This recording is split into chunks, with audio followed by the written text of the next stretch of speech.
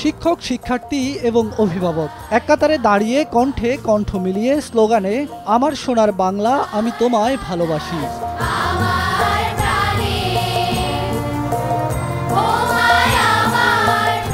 জাতীয় প্যারেড গ্রাউন্ডে সম্মিলিত কণ্ঠে গাওয়া জাতীয় সঙ্গীতের সঙ্গে সুর মিলান রাজধানীর বিভিন্ন স্কুল কলেজের শিক্ষার্থীরা।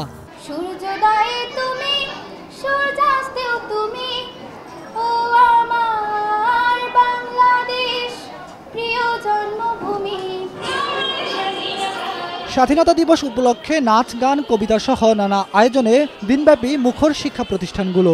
দিবসের তাৎপর্য নিয়ে বিভিন্ন স্থানে আয়োজিত আলোচনা সভা ও পুরস্কার বিতরণীতে অংশ নেন বিভিন্ন শ্রেণী পেশার মানুষ।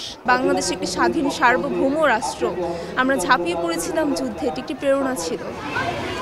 এসএসসি প্রজন্ম 2001-এর আয়োজনে রাজধানীর পরিবাগে অনুষ্ঠিত হয় চিত্রাঙ্কন প্রতিযোগিতা। প্রায় 2 শতাধিক পথশিশু এতে অংশ নিয়ে রং তুলির আঁচড়ে তুলে ধরে জাতীয় পতাকা, স্মৃতিসৌধ ও মুক্তিযুদ্ধের ছবি।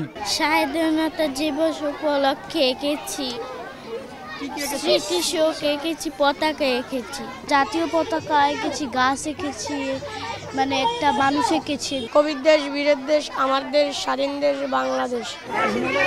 এছাড়াও রাজধানীর বিভিন্ন স্থানে ছিল নানা আয়োজন।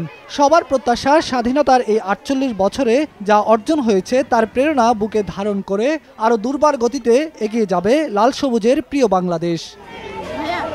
বেলায়েত হোসাইন, সময় সংবাদ, ঢাকা।